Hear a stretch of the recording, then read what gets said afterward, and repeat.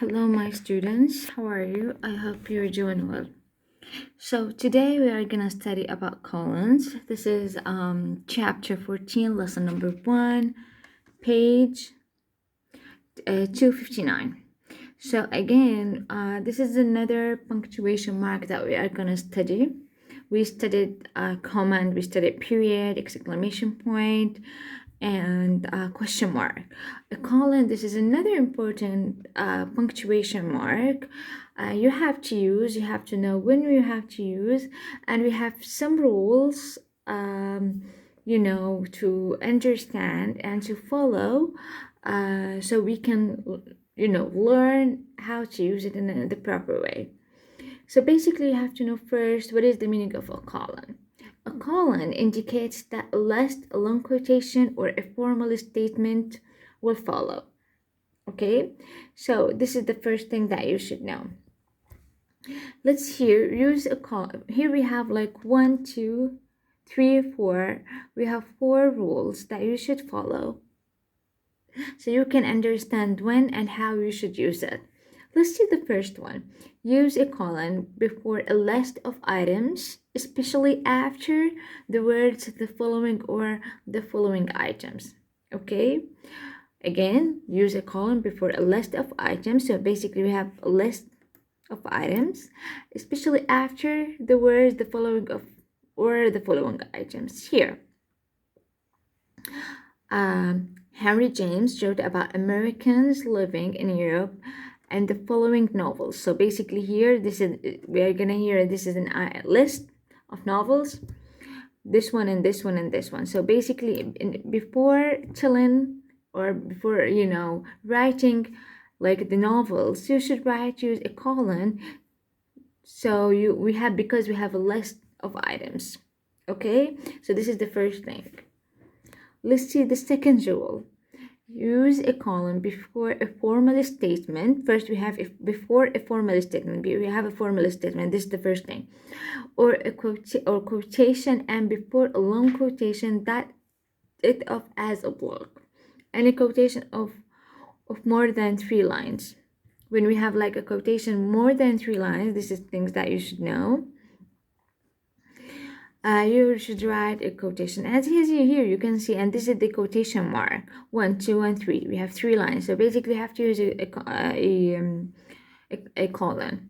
Okay, and how did I use this? Before a formal statement. So basically this is a formal statement, okay, or quotation. This is a formal quotation, and we need here before a long quotation we need to use a colon.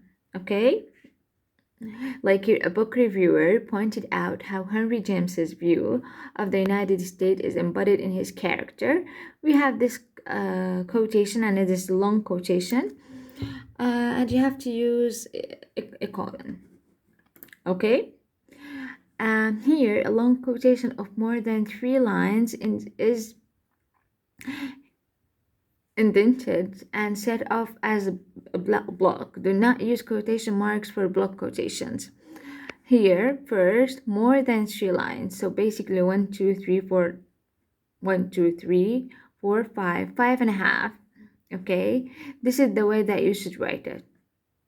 Okay, again, you have to use a colon. Do not use quotation mark because this is more than 3 lines, and that's it.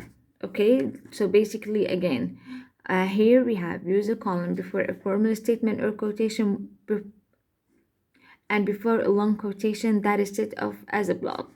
This one, okay, like more than 3 lines, and you have to use quotation colon without a quotation mark. Just you have to follow the example that we have. Let's see this rule. Use a colon to emphasize a word or a phrase. Here, some people describe Henry James in one word. What is that? You have to use here. Emphasize a word or phrase. What is it? Snob. Okay. This is how to use a colon. The James family produced three brilliant writers, Henry Literature, William Psychology and Philosophy, and Ellis a journal writer. So again, emphasize a word or phrase, and then you have to use a colon. It is so easy. You have to just follow the rules. Also, here use a colon in the following situation. One, between the hour and a minute. Here, like you're gonna say 7:45. You have to use a colon here. And remember, PM, P period, M another period. This is another way. Here, between the chapter and the verse and a reference to the Bible. Like here, we have chapter and the verse. Okay, like chapter 12, and then you should colon and the verse from 1 to 3. Okay, and the most important thing after the greeting or a business letter. For example, here, dear doctor, you have to colon or sometimes comma. Okay, so it depends. So basically, you have to know exactly when you should use colon, because it is so important to use colon. It's one of the most important, actually, another one, really important, one of the most important punctuation marks that you should understand, because sometimes you will get confused between, let's say, colon and comma, the one that we studied last week. That's why you have to understand exactly when we should use it. Okay, here we have editing tip. Do not use a colon before a list when the list follows a verb, a preposition, or a phrase, such as including or especially. Here, just like you have to study these examples so you can understand what is the tip means. Okay, or what does this tip mean? Got it? It's so easy. Here we have editing exercise 1, adding colons to sentence. It is so easy. Okay, and you should know when you should write colon, and if you remember this example, it looks like when we studied here. Okay, and also we have writing a travel diary entry. It is so important. You can just follow this example and write one like another one, and you can send it to me so I can check and edit your writing. I want you to answer this. We have 10 sentences. How to use a colon. I want you to study this, and again, I said that before, that you should just study examples. You have to study these examples and then apply what you studied here. Okay, and that's it for today. I hope that you enjoyed it. It's so easy.